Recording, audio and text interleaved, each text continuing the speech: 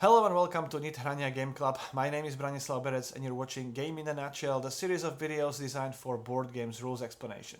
Today, we're going to learn how to play Pax Pamir 2nd edition solo, or how to play for the virtual player called Wakhan. Wakhan is actually the name of an area in Afghanistan. It's a narrow strip of land, a corridor that was used as a trade route since antiquity, and in the end of 19th century, when this game takes place, it was called Wakhan Corridor, and it was a buffer between the Russian Empire and the British Empire. That's why this player, this neutral player, is not loyal to any coalition and actually loyal to all coalitions at the same time, but you'll see that during the rules explanation. Now, I'm using the rules valid as of May 2020. There have been some changes to the written rules, more of a clarifications than changes. So all these changes have been incorporated into this video, and I'm using the Czech version, Czech language version again, so where necessary you will see the English text over the original text. One last note, this Wakhan player, it's called AI player, but it's more A than I. It's not designed to emulate human opponent.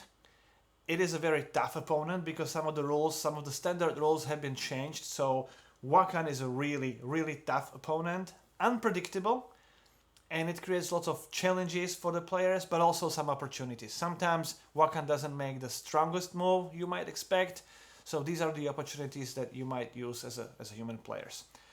Anyway, I have to say I have a fantastic time anytime I play this game solo. So let's get started.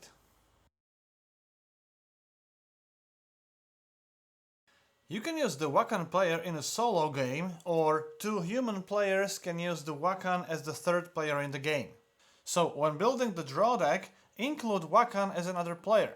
If you play solo, prepare the deck for a two-player game, and with two human players and Wakhan, prepare the deck for a three-player game. You will also use this AI deck. It's 24 cards specifically designed for Wakhan, so shuffle it thoroughly and place it within your reach. Use the spare set of cylinders for Wakhan player, but don't use the loyalty disc, it will not be required in the game. Instead, place these two 8 cards next to the Wakhan player board. These will be frequently used in the game. Wakhan player will be the starting player of the game. The player to the right of Wakhan will choose their loyalty first, the player sitting to the left of Wakhan will choose the loyalty second. Then Wakhan can start the game. On Wakhan's turn, draw the top card from the AI deck and place it face up to the right of the draw deck. This card will determine the actions for Wakhan. If the draw deck would run out, reshuffle the entire deck, including the card you have just drawn, and use the new card to determine the actions for the turn. Wakhan player performs 2 actions during the turn, exactly as human players do. There are 2 types of actions on the AI card. First is the standard action for the Wakhan player, and it's called Radicalize. It's a combination of purchasing and playing the card as a single actions, unlike human players who do this as 2 separate actions. Sometimes the Radicalize action comes with a specific instruction. Then, second type of actions are card-based actions, which means the Wakhan player must have these actions on the cards in their court. When performing actions, Wakhan starts at the top and works their way down, performing each valid action until they reach the 2 allotted actions limit. If no actions at the top are valid, Wakhan will always Radicalize, which is the last action on each card. If, after performing the bottom action, Wakhan still has any actions remaining, start at the top again and work your way down until Wakhan reaches this 2 allotted actions limit. It may happen that with the first Radicalize action at the bottom of the card, Wakhan will be able to play the top actions from the card that was just Radicalized. Don't forget that, similar to human players, when Wakhan player performs actions from the cards which have the same symbol as the favored suit symbol, those actions don't count against the 2 actions limit. Then, once both actions are used, Wakhan will take 3 actions from the court cards which have not yet been used this turn. Wakhan will start from the leftmost card, and on each card they will start with the leftmost action. If that action would not be valid, they would try to perform the second action and so on and so forth. Again, only one action from each card can be used, and each card can only be used once per round. There's one exceptional rule though, and it's called Wakhan's Ambition, and it says that if Wakhan is able to buy the Dominance card and score the most victory points with that Dominance card, Wakhan will do it as the top priority, regardless of the actions on the AI card. In this chapter, I will explain all the Wakhan actions in more detail, and we'll start with the Radicalize action. Anytime Wakhan will take an action with the Radicalize word, it will purchase one card from the market and immediately attempt to play it. So unlike human players, this is one single action. If the Radicalize action contains specific instructions, like in this case, Radicalize the intelligence card with the highest rank, Wakhan will follow those instructions. In this example, this is the intelligence card with the highest rank. However, all the standard rules for the purchase action apply, so since Wakhan only has 2 rupees, they're not able to buy this card. So the next intelligence card with the highest rank is this one and this one. In case of a tie, take the cheapest card. If both cards would be equally cheap, take the card with a higher number which is shown in the bottom right corner. If you have to radicalize the card with most blocks or spies or tribes, most can be 0. In this example, the card that places the most spies or tribes on the map is this one, then this one and these 2 cards. However, since Wakhan only has 2 coins, there is no way Wakhan can buy any of those cards. That means the most tribes or spies will be 0. And so Wakhan will buy a card from the first column, and again, card with a higher number in the bottom right hand corner. Then if Wakhan player takes the Radicalize action with no specific instructions, there are 2 possible scenarios. First one, there is a dominance check card in the market, and obviously we have a situation where Wakhan player cannot score the most victory points, otherwise the dominance check card would be the absolute top priority for Wakhan. But if Wakhan is not able to score the most victory points, then if there is any dominant coalition on the map, Russians in this case, Wakhan will attempt to buy the cheapest patriot loyal to that dominant coalition, or as a second priority, if this card wouldn't be available or it will be too expensive for Wakhan, Wakhan would buy the card with the most blocks they can afford. The goal is to increase the influence in that dominant coalition by buying these patriots, or since Wakhan is loyal to all coalitions, at least increase the dominance of that coalition with more blocks on the map. Now, if there's no dominance on the map, then Wakhan will attempt to purchase a card with the most spies or tribes. Again, in case of a tie, use the higher number in the bottom right corner. In the second scenario, when there is no dominance check card in the market, use this red and black arrow to determine which card Wakhan will attempt to buy. The red arrow indicates whether Wakhan will attempt to buy the card from the top or bottom row of the market. Then the black arrow indicates the column from which Wakhan will attempt to buy the card. So in this case, it's the top row and the column number 1. So it's this event card. If Wakhan wouldn't have enough rupees to buy the card, in this example it would be the bottom row, column number 4, so this card. However, Wakhan only has 2 rupees in our example. Wakhan would spend all the rupees they have and they buy the corresponding card. If Wakhan would play the same Radicalize action again in the same turn, and they would be forced to take the card from the bottom row from the 4th column, which is this one, with no rupees at all, Wakhan would only be able to buy this card. However, since Wakhan has already placed a rupee on that card, they are not allowed to purchase that card. So if no card in the designated row can be purchased, in this case the bottom row, switch to the opposite row, and again start with the same column, and proceed to the left until you find a card which Wakhan is actually able to purchase. Then Wakhan will immediately attempt to play that card. By attempting to play the card, I mean that Wakhan needs to pay bribes as other players do. In this example, Punjab is ruled by yellow player, and yellow player has 2 tribes in Punjab. That means Wakhan needs to pay 2 rupees to yellow player. If they're not able to pay those rupees and the yellow player would not waive that bribe, Wakhan simply discards the card. If Wakhan's attempt to play a card is successful, again, the red arrow determines whether the card is placed to the right or left in the Wakhan's court. In our example, it is to the right. Then resolve the impact icons with the following changes to the standard rules. When placing spies, you can only place them on the court card with the same region name where Wakhan player doesn't have the majority yet. If there is a tie, like these 2 cards at the moment, resolve that tie using the priority table. You can find the table on the 8th card and also in the rulebook. The top priority is to place the spy on the opponent's card. In this case, it would be this card.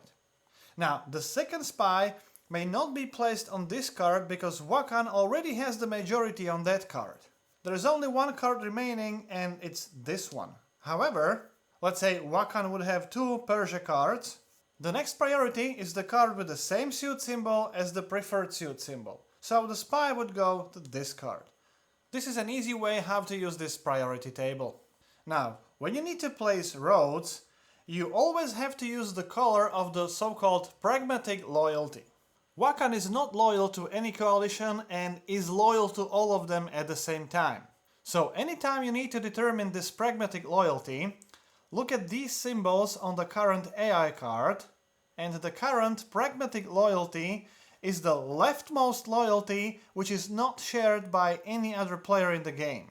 In this example, the leftmost loyalty is British, and since no player is loyal to British is the Pragmatic Loyalty, and Wakhan will place 2 roads of the British coalition. If at least one of those players would be loyal to British, then check the next leftmost symbol, which is Russian, and if there is a player loyal to that coalition, the next leftmost symbol is Afghan, and so Wakhan would place the Afghan roads. Roads are always placed in the region shown on the card, and to determine the placement, use these regions shown on the AI card as the tiebreaker. Again, start from the left. This is the symbol for Transcaspia, which borders Herat. That means the first road will be placed on this border. Then continue with the next leftmost symbol, which is Persia. So the next road is placed on the border with Persia. And if needed, continue along the list and repeat from the left if necessary. When placing patriots, since Wakhan is loyal to all coalitions, first of all, they can have patriots of any color in their court. And second, when placing the blocks, ignore the color on the Patriot card and always use the current Pragmatic Loyalty color. Again, in this situation, when one player is loyal to British and the other to Russian, the Pragmatic Loyalty would be Afghan. So even though this is a Russian Patriot, Wakhan player would place the Afghan blocks. The rules for ruling a region for Wakhan are also slightly changed. The ruling pieces for Wakhan are obviously Wakhan tribes, and then the most numerous armies of a single coalition in that region. So in Persia, Wakhan has 1 tribe and 2 yellow pieces. That means Wakhan rules the region. One last general rule: if Wakhan needs to place pieces and there are no pieces left in the supply, Wakhan follows the standard rule and must take other pieces from anywhere on the map or on the court cards. Now, there is no official ruling for this, but the designer of these solo rules suggests to remove the tribes first before you remove spies, and to remove armies before you remove roads. This way it obviously hurts Wakhan. If you want, you can do it the other way. Remove any spies before you remove any tribes, and remove any roads before you remove any armies. To determine the court cards from which you take the spy, use the priority table. And to determine the regions from which you take the armies or roads, use these regions on the current AI card. Now let's move on to the card-based actions. Don't forget that when Wakhan plays the card-based action, They have to have that action on their cards in the court. If there's more than one card which can be used for that action, use the priority table to determine from which card the action will be taken. If there is an enemy spy on the card, Wakhan has to pay the rupees to the owner of that spy. When performing the tax action, Wakhan will always try to tax players. Follow the standard tax rules. That means Wakhan has to rule a region and players need to have at least one card from that region. If that's the case, Wakhan will tax the player with most rupees, and if tied, use the red arrow to determine which player will be taxed, either sitting to the right or left of the Wakhan player.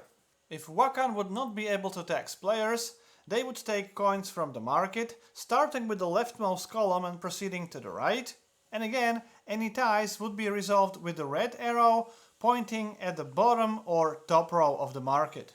When performing the build action, Wakhan will only build in regions where they rule, and they will only build armies. If they rule more than one region, use the regions on the AI card as the tiebreaker, again starting from the left. When determining the color of the armies, use the Pragmatic Loyalty. Wakhan will spend as many rupees as they can afford.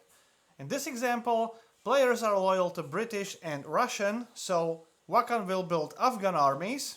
They can build 2 armies. And since this is the symbol for Kabul, this one for Persia, Wakhan will build in Kabul. So those are 2 armies in Kabul. With the move action, Wakhan only moves armies and they don't need roads to move these armies. Wakhan will try to move armies to adjacent locations where players have tribes. The idea is that those armies can then potentially use the battle action and destroy those tribes. When performing the action, first determine the Pragmatic Loyalty, and then for each move you can move one army of that Pragmatic Loyalty to any adjacent region where players have tribes.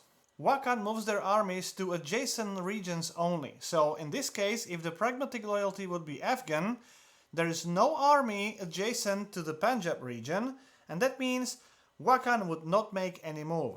If there are multiple regions where Wakhan would be able to move the army, use the regions on the AI card as the tiebreaker to determine to which region armies will move. In this example, it's Herat. Now, there are 2 adjacent regions from which armies can move in. Again, use the regions on the AI card to determine the region of origin. With this Persia symbol being in the 2nd position, the army moves in from Persia. Wakhan will move only as many armies to the region as there are player tribes in that region. So even if Wakhan would have another move action available, they would not move to Herat because there is already 1 army and 1 player tribe. One last note, Wakhan will not move an army if it means losing the ruler token. In this example, if red player would be loyal to Russian and Wakhan would move an army to Punjab, to these tribes, both Wakhan and the red player would have 2 ruling pieces, and that means Wakhan would lose the ruler token. In such case, the army would not be moved. When using the battle action, Wakhan will only battle in a region where another player has pieces like tribes, armies or roads, and Wakhan has armies. To determine the color of armies which Wakhan uses for battle, use the Pragmatic Loyalty again. If there's more than 1 region available, use the regions on the AI card as the tiebreaker. Once the region is chosen, the Wakhan will destroy tribes, armies and roads in this specific priority. All other standard battle rules apply. If more than 1 player could be targeted with a battle action, use the red arrow to determine whether it's going to be the player to the right or left of the Wakhan player. And if Wakhan would have multiple battle actions available, destroy enemy tribes first, then enemy armies, and then enemy roads. If there's no valid region for the battle action, Wakhan will battle on the court card with at least 1 Wakhan spy and another player's spy. If more cards would be available, use the priority table to determine which card would be selected for the battle action.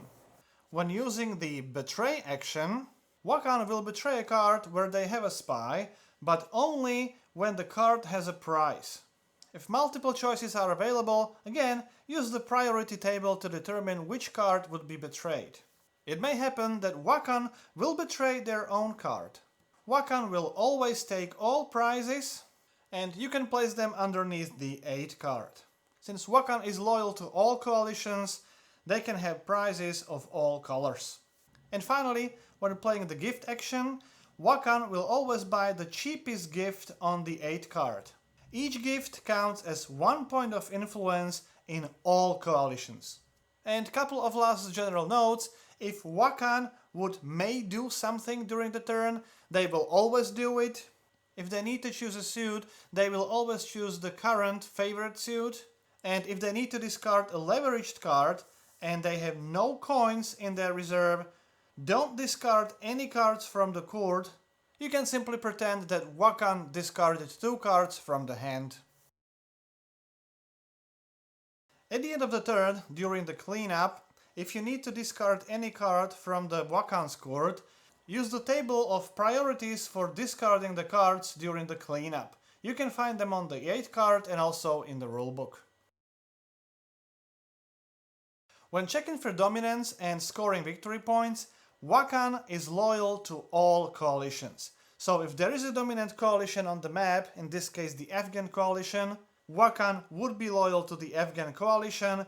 These gifts and the prize would also count as the influence points for that dominant coalition, and so the Wakhan player would score victory points accordingly. So that's how you play for this virtual Wakhan player. If you have any questions or comments, please put them into the comment sections below. I'll be happy to answer your questions. If you like the series, please subscribe. My name is Branislav Berec. You've been watching Game in a Nutshell, and hope to see you next time.